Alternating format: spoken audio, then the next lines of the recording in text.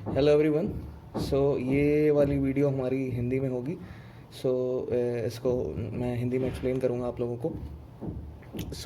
हमने पिछली वीडियो में देखा था कि एक्सटर्नल कैरोटिड आर्टरी की ब्रांचेस जो हमें जो सप्लाई करती है हमारे फेस को, स्कैल्प को, नेक को, और ये जो इंटरनल कैरोटिड आर्टरी है, कॉमन कैरोटिड आर्टरी की ब्रांच, ये सप्लाई करती है आपके ब्रेन एरिया को, आई को, आँख के रीजन में जाती है, एंड आपके ब्रेन के पूरे इंटरनल ब्रेन के, एक्चुअली द ब्रेन का इंटरनल हिस्सा। ठीक है। एक्सटर्नल कैरोटिड आर्टरी से हमने ये जान लिया कि फेस एंड नेक एंड आपके स्कैल्प की फोरहेड रीजन की क्या सप्लाई है। और अब हम एक्सटर्नल कैरोटिड आर्टरी से जानेंगे, इंटरनल कैरोटिड से जानेंगे कि ब्लड की क्या, ब्रेन की क्या सप्लाई है। ठीक है। यहाँ डिवीज़न होता है, आपको जैसा आप लोगों को पता है कि इस लेवल पर डिवीज़न होता है।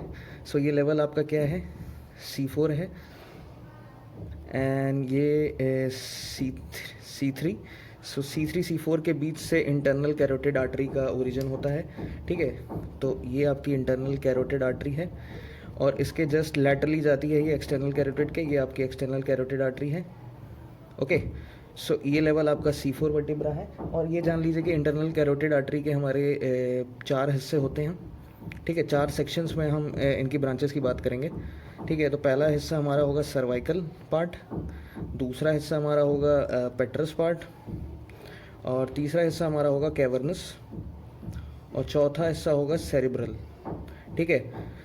अब इन लेवल्स पे अलग अलग ब्रांचेस होंगी इनकी। यहाँ से आर्टरी स्टार्ट होती है आपकी। ठीक है। और ये लैटरली जाती है कैरोटिड शीथ में से होके। ये आपकी कैरोटिड शीथ है जिसका कंटेंट कॉमन कैरोटिड और आपकी इंटरनल जुगुलर वेन और आपकी वेगस नर्व होती है। तो कैरोटिड शीथ के में आपकी इंटरनल कैरोटिड आर्टरी भी आती है, कॉमन कैरोटिड भी आती है अलग अलग लेवल्स पे, और वेगस नर्व और इंटरनल जुगुलर वेन भी आती है। तो ये आर्टरी यहाँ जाती है। ठीक है। यहाँ से फिर जो ये हिस्सा होता है आपका इतने लेवल का, ये हिस्सा आपका सर्वाइकल पार्ट होता है। ठीक है। तो पहला सेक्शन आपका सर्वाइकल पार्ट है।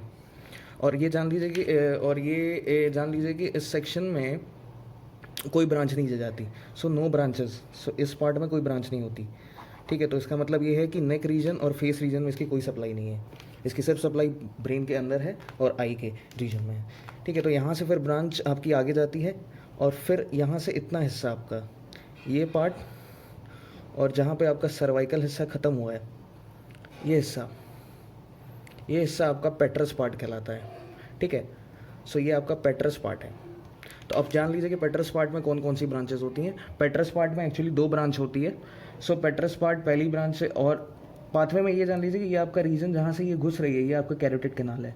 तो एक्सटर्नल कैरोटिड आर्टरी आपकी ओरिजिनेट होती है, इंटरनल कैरोटिड आर्टरी आपकी C4 लेवल से ऊपर जाती है, यहाँ से एंटीरो मीडियली कर्व करती है, और फिर ये जाके स्कल के अंदर घुसती है, किसके थ्रू, कैरोटिड कैनाल के थ्रू, जो आपकी टेम्पोरल बोन में प्रेजेंट होती है इंफीरियर साइड में। फिर ये पहुंचती है पेट्रस पार्ट में, एपेक्स रीजन में, और फिर ये कैवर्नस साइनस से होते हुए आपके कैवर्नस साइनस एरिया होता है जहाँ से ये पास करती है, और फिर ये टर्न लेती है, ऑप्टिकल टर्न, और फिर ये अंदर जाती है ऑप्टिकल कैनाल से होते हुए, ये ऑप्थेल्मिक ब्रांच यहाँ देगी, हम डिस्कस करेंगे आगे, और फिर ये परफोरेट कर जाती है आपके डूरा और पायामीटर में, और वहाँ फिर ये डिवाइड हो जाती है टर्मिनल ब्रांचेस में।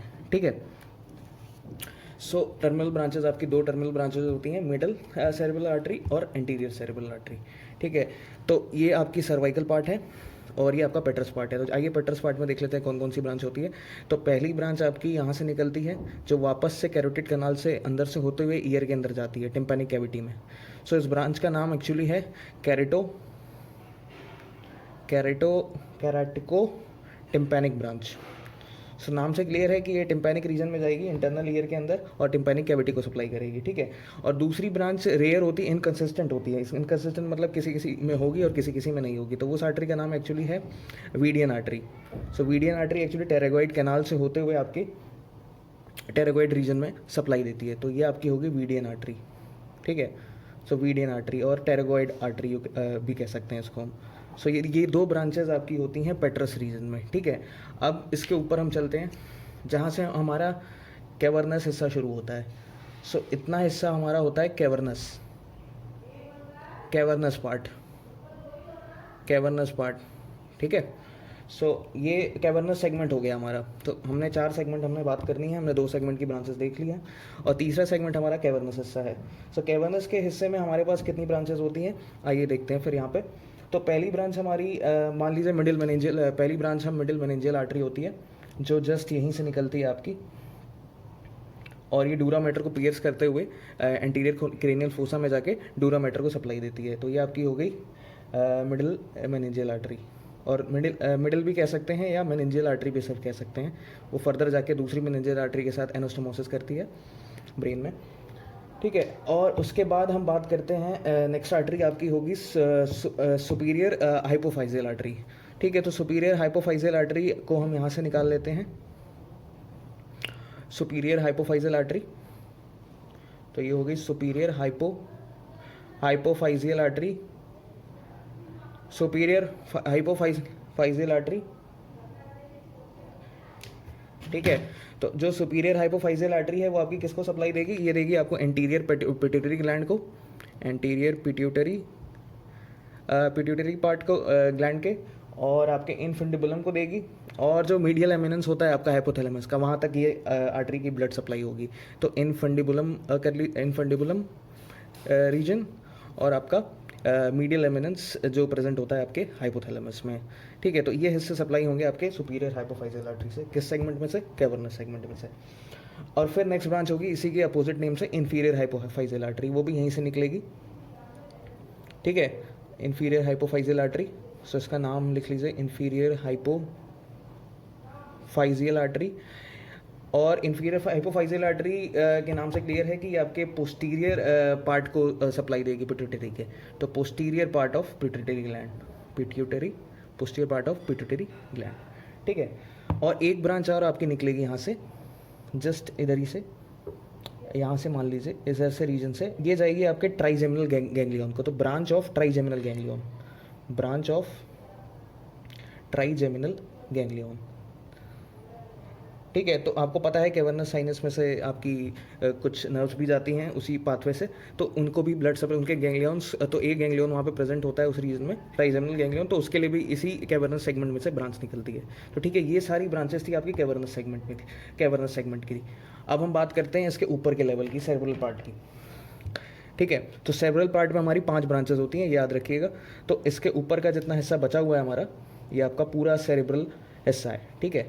तो आर्टरी यहाँ पे फर्दर एंड हो जाती है, तो यहीं तक हम मानेंगे क्योंकि टर्मिनल ब्रांचेस है उसके बाद। तो ये हिस्सा आपका हो गया सेरेब्रल पार्ट, ठीक है। तो सेरेब्रल पार्ट आपका ये हिस्सा हो गया। अब सेरेब्रल पार्ट में 2 टर्मिनल ब्रांचेस होती हैं आपकी। तो पहली हो गई एंटीरियर, सो ये वाली होगी anterior cerebral artery, anterior cerebral artery, और ये आपकी टर्मिनल ब्रांच हो गई मिडिल सेरेब्रल आर्टरी। तो हम पहले बात कर लेते हैं इन टर्मिनल ब्रांचेस के बारे में ही, ठीक है। उसके बाद हम बची हुई 3 आर्टरी के बारे में बात करेंगे जो सेरेब्रल पार्ट से निकलती है। तो एंटीरियर सेरेब्रल आर्टरी आपकी किसको सप्लाई देती है, इसकी 3 कॉर्टिकल ब्रांचेस होती हैं।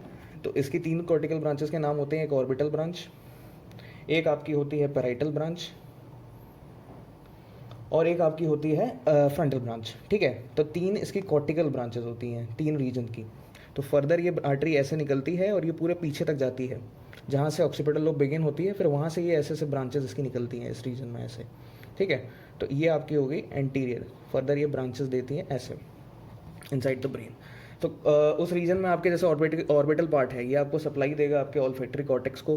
पैराइटल पार्ट है, प्री क्यूनियस रीजन होगा, वहाँ सप्लाई देगा, ठीक है, पैराइटल पार्ट इतना हिस्सा।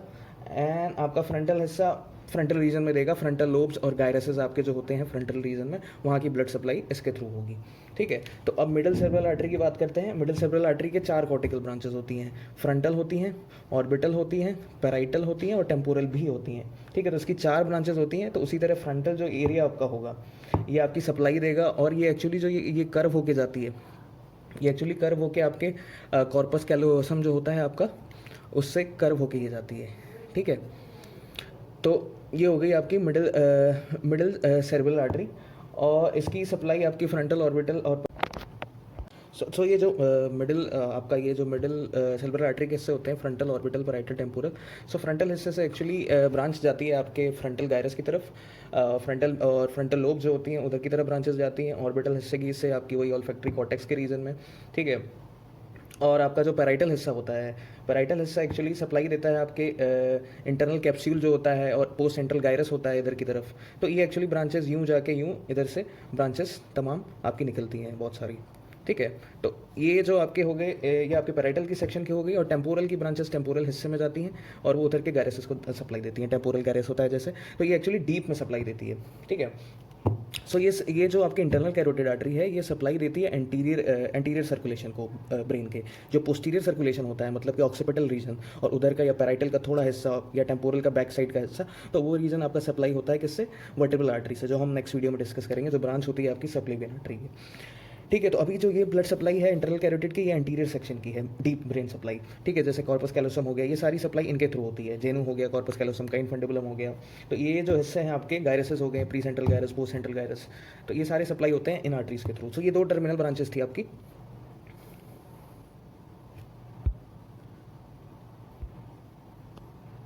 ये दो टर्मिनल ब्रांचेस थी आपकी, ठीक है। तो अब हम बात करते हैं दो और आर्टरी की जो छोटी छोटी है, फिर हम लास्ट में बात करेंगे जो मेन आर्टरी आपकी आई के लिए सप्लाई देती है, ठीक है। तो एक आर्टरी आपकी यहाँ से निकलती है, पोस्टीरियर कम्युनिकेटिंग आर्टरी। ये पोस्टीरियर कम्युनिकेटिंग आर्टरी है, इसकी कोई ऐसी कोई खास सप्लाई नहीं है। ये सर्कल ऑफ विलाई जो होता है, ये आपका पोस्टीरियर सेक्शन का सर्कुलेशन होता है, वहाँ पे ये पार्टिसिपेट करती है। हम अगली वीडियो में सर्कल ऑफ विलाई के बारे में भी डिस्कस करेंगे कि कैसे सर्कल ऑफ विलाई फॉर्म होता है। तो वो पोस्टीरियर ब्रांच से भी सब फॉर्म होता है और इधर एंटीरियर सेरेब्रल आर्टरी के थ्रू भी फॉर्म होता है। तो ये एंटीरियर सेरेब्रल आर्टरी एनास्टोमोसिस करती है आपकी एंटीरियर कम्युनिकेटिंग आर्टरी से, पोस्टीरियर कम्युनिकेटिंग आर्टरी एनास्टोमोसिस करती है पोस्टीरियर सेरेब्रल आर्टरी की जो ब्रांच होती है आपकी निकलती है जो आपकी वर्टेब्रल आर्टरी से, ठीक है।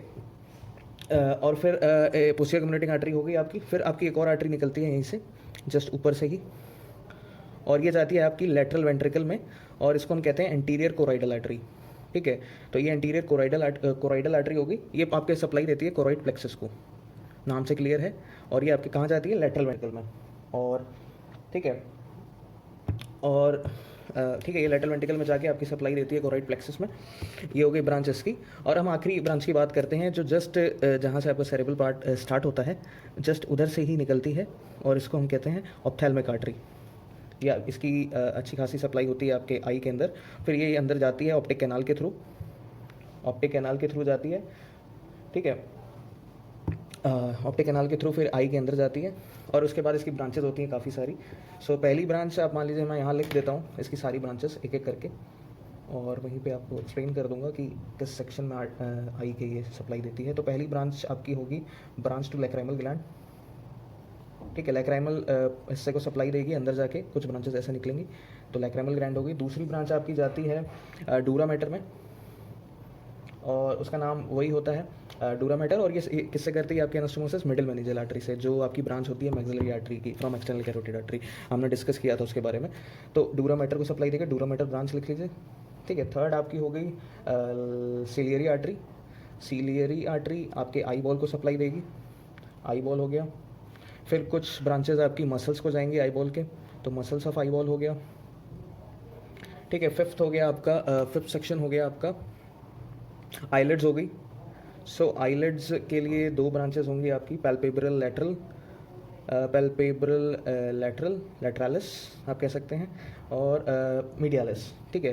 तो पैल्पेब्रल लैटरालिस एंड मीडियालिस दो ब्रांचेस होंगी आपकी आईलिड्स के लिए, लैटरल हिस्से के उसके साइड की और मीडियल हिस्से की। और छठवीं ब्रांच आपकी जाएगी म्यूकोसा पे जाएगी, नेजल कैविटी के, ठीक है।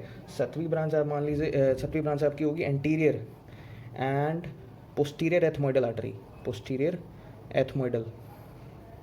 तो ये जो आर्टरी आपकी है ये एनास्टोमोसिस आपकी करती है किससे, स्फीनोबैलेंटाइन आर्टरी से, ठीक है। जो थर्ड सेक्शन की ब्रांच होती है हमारे मैक्सिलरी आर्टरी की, मैंने उस वीडियो एक्सटर्नल कैरोटिड आर्टरी की वीडियो में मैंने बताया था।